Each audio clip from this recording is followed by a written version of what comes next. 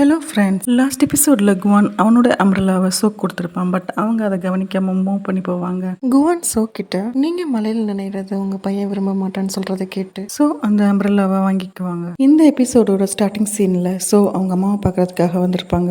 So அம்மா so பார்த்தோன்னே கொஞ்சம் ஹாப்பியாக ஃபீல் பண்ணுவாங்க. ஸோ ஹக் பண்ணிட்டு நீ இதுக்கப்புறம் வருத்தப்படக்கூடாதுமா, லைஃப் இந்த மொமெண்ட்ல இருந்து நியூவாக ஸ்டார்ட் பண்ணலாம் அப்படின்னு ஸோ ஆறுதலாக பேசுவாங்க. ஸோ அம்மா சொல்லுவாங்க, இப்போ அவங்களுடைய ரெஸ்டாரண்ட் நல்லாவே ரன் ஆயிட்டு இருக்கு. யூரி தான் இதுக்காக நிறைய எஃபர்ட் போட்டிருக்கா. ப்ளஸ் ஒரு பிராண்டுக்கு கீழே இப்போ ரெப்ரஸன்டேட்டிவ் ஒர்க் பண்ணுற அப்படின்றது சொல்றது கேட்டு ஸோ யூரியை பார்க்க போவாங்க. யூரி ஷோவை பார்த்தோன்னே ரொம்ப ஹாப்பியாக போய் ஹேக் பண்ணுவாங்க. யூரி சோட்ட சொல்லுவாங்க, சின்ன வயசுல எனக்கு யாரும் இல்லாமல் இருந்தப்ப நீங்களும் அம்மாவும் தான் எனக்கு வந்து ரொம்ப சப்போர்ட்டாக இருந்தீங்க. உடனே இது என்னோட டர்ன், உங்களோட லைஃபுக்கு நான் எப்பவுமே சப்போர்ட்டாக இருப்பேன் அப்படின்னு யூரி சொல்லுவாங்க. அதை கேட்டு ஷோவுமே ஹாப்பியாக தான் ஃபீல் பண்ணுவாங்க. இப்போ ஷோ அவங்க ரூம்மேட் யானோட டைரியை கொடுக்கறதுக்காக அந்த பையனை தேடி வருவாங்க. போலீஸ் ஸ்டேஷன் போய் 10 இயர்ஸ் முன்னாடி நடந்த ஃபயர் ஆக்சிடென்ட்டை பற்றி இன்ஃபார்ம் பண்ணி அதில் சர்வைவ் ஆன அந்த பாயோட டீட்டெயில்ஸ் கேட்பாங்க. ஆக்சிடென்ட்க்கு அப்புறம் அந்த பாய் ஒரு தெரபிஸ்ட் தான் கான்டாக்ட்ல இருந்தது தெரிய வந்ததும் ஸோ அந்த தெரபிஸ்ட்டை பார்க்க போவாங்க. இப்போ அவங்க ப்ரொஃபஸராக இருப்பாங்க. அவங்க நேம் கிம்.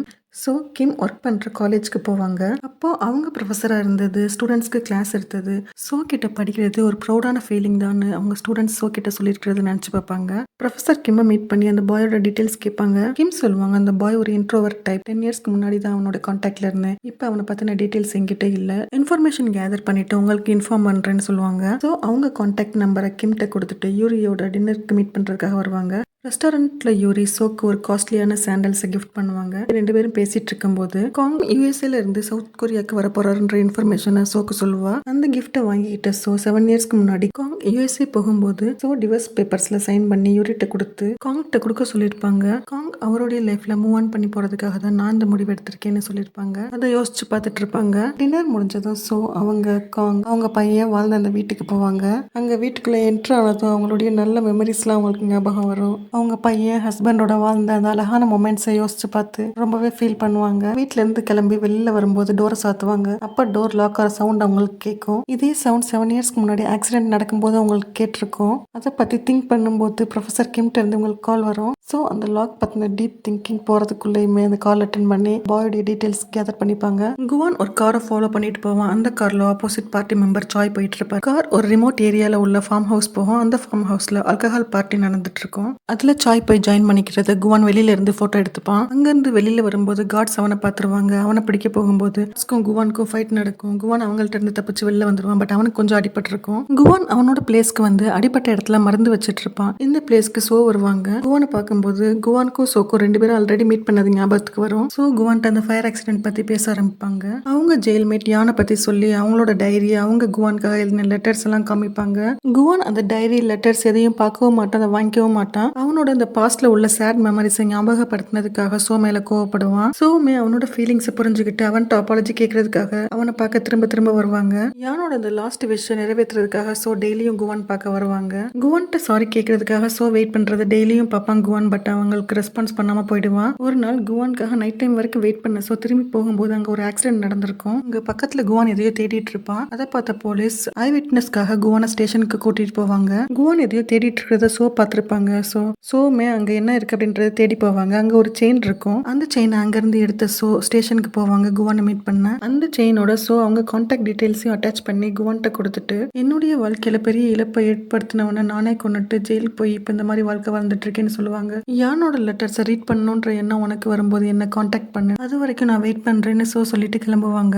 குவான் சோவோட கான்டாக்ட் டீடைல்ஸ் வாங்கி வச்சுக்குவான். காங் அவருடைய ப்ரொஃபஷன்ல நல்லா முன்னேறி வந்துருவாரு. அவரோட சேனல் சார்பா ஒரு அவார்ட் ஃபங்க்ஷனுக்கு வந்திருப்பாரு. பட் அந்த அவார்ட் ஃபங்க்ஷனுக்கு வந்ததுக்கு அப்புறம் தான் தெரியும் அதை அரேஞ்ச் பண்ணது பொலிட்டீஷியன் கிம் ஜோன்னு. அதை பார்த்ததும் அவருக்கு லைட்டா கோவம் வரும். சோ அவங்க அம்மா வீட்டுக்கு வந்துட்டு இருப்பாங்க. அங்க காங் சோக்காக வெயிட் பண்றதை பார்த்து சோவும் காங்கும் பேசிட்டு இருப்பாங்க ரொம்ப இமோஷனலாவே. காங் அண்ட் சோ ரொம்பவே லவ் பண்ணிட்டு இருப்பாங்க. இப்ப காங் சோ கிட்ட அவங்க லைஃபை ரீஸ்டார்ட் பண்ணணும்னு சொல்லி ரொம்பவே சோவை கன்வின்ஸ் பண்ணுவாரு.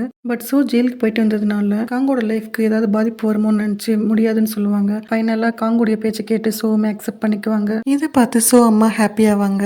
நெக்ஸ்ட் டே காங் சோவை கூட்டிட்டு அவங்க வீட்டுக்கு போவாங்க. காங்கோட அம்மா அப்புறம் காங்கோட பிரதர் அவர் ஆல்ரெடி சோவோட ஸ்டூடெண்ட் தான். 2 பேரும் மீட் பண்ணிப்பாங்க. காங்கோட அம்மா எல்லாரும் இருக்கும்போது சோ கிட்ட நல்லா பேசுவாங்க. பட் தனியா இருக்கும்போது சோ கிட்ட வந்து காங் இப்போ ஒரு நல்ல பொசிஷன்ல இருக்கான். பட் நீ ஜெயிலுக்கு போயிட்டு வந்திருக்க, உன்னால அவனோட எப்படி ஒரு நல்ல லைஃப்பை லீட் பண்ண முடியும்னு சொல்லி ஸோ ஹர்ட் பண்ணுவாங்க. அதை கேட்ட ஸோ ஆன்ட்டியோட மனசுல இப்படி ஒரு எண்ணங்கள் இருக்குன்றதை தெரிஞ்சு ரொம்பவே ஃபீல் பண்ணுவாங்க. அவங்க கூட உள்ளவங்களே அவங்க மேல இப்படி ஒரு பேட் ஒப்பீனியன் வச்சிருக்கதை நினைச்சு ஸோ ரொம்பவே ஃபீல் ஆவாங்க. ஸோ ஃபீல் பண்றதை பார்த்த காங் அவங்கள கன்சோல் பண்ணிட்டு அவங்களுக்கு ஒரு கிஃப்ட் பண்ணிட்டு 2 பேரும் வீட்டுக்கு போவாங்க. அங்க பக்கத்து வீட்டு பையனை பார்ப்பாங்க. அவன் இப்ப நல்லாவே வளர்ந்துருப்பான். அவன்கிட்ட பேசிட்டு போவாங்க. காங்கோட ஆஃபீஸ்ல அவரோட பாஸ் காங்கிட்ட சொல்லி ஸோ நீங்களும் ஒரு ப்ரோக்ராம் கண்டக்ட் பண்ணுங்க அப்படின்னு கேட்கும்போது அதுக்கு காங் நோ சொல்லிடுவாரு. பாஸ் அதை அப்படியே விடாம சோக்கு கால் பண்ணி இன்டர்வியூ கொடுக்க சொல்லி கேட்பாங்க. ஸோ காங் அந்த இன்டர்வியூக்கு ஓகே சொல்லிடுவாங்க. இது கேட்குற சோவோட அம்மாவும் யூரியும் சோட்ட சொல்லுவாங்க, இந்த மாதிரி ஒரு இன்டர்வியூ கொடுக்கறதுக்கு நீ வந்து உன்னை ரொம்பவே ஸ்ட்ராங்கா வச்சுக்கணும், பிகாஸ் இதுல நெகட்டிவ் டாக்ஸ் தான் அதிகமா போகும் அப்படின்றத கேட்டோம். ஸோ அதுக்கு ப்ரிப்பேர் ஆகிக்கிறேன்னு சொல்லுவாங்க. இங்க ஒரு டார்க் ரூம் காமிக்கிறாங்க. அது போட்டோ பிரிண்ட் போடுற இடம். எல்லா போட்டோவுமே சோ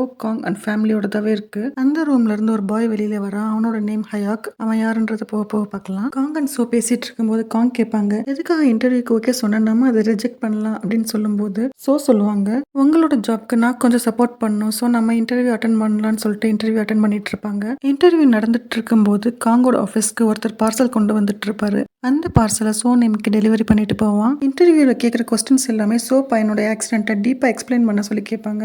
அது சோவால முடியாது. அந்த இடத்துல சோ பிரேக் டவுன் ஆவாங்க. பட் காங் ஸ்ட்ராங்கா அந்த இன்டர்வியூவை முடிச்சு வைப்பாரு. சோ நேம்ல வந்த பார்சலை அவங்க ஹேண்ட்பேக் இருக்கிற டேபிள்லேயே வச்சுட்டு போயிடுவான். இன்டர்வியூ முடிஞ்சதும் சோ அவங்க ஃபோன் எடுத்து பார்ப்பாங்க. அதுல நிறைய மிஸ்டு கால்ஸ் இருக்கும். அதுக்கு கால் பண்ணும்போது அது குவான் பண்ணியிருந்திருப்பான் ஸோ மீட் பண்ணுறதுக்காக. ஸோவுமே குவான் மீட் பண்ணுறதுக்கு ஓகே சொல்லிட்டு பக்கத்தில் இருக்க அந்த பார்சலை எடுத்து பார்ப்பாங்க. அவங்க நேமில் இருக்கிறதுனால அதை ஓப்பன் பண்ணுவாங்க. ஃபோட்டோவை பார்த்து ரொம்பவே ஷாக் ஆவாங்க. ஏன்னா அதில் காங் வேற ஒரு லேடியோட அஃபேரில் இருப்பாரு. இங்கே ஹயாக் டார்க் ரூமில் என்ட்ரு ஆகிற மாதிரியும் அந்த டார்க் ரூமில் ஸோ காரில் ஹிட் பண்ணி கொண்ட ஜீவாங்கோட ஃபேமிலி ஃபோட்டோ இருக்கும். இதுக்கப்புறம் என்ன நடக்குதுன்றது நான் அடுத்த எபிசோடில் வந்து சொல்கிறேன். தேங்க்யூ.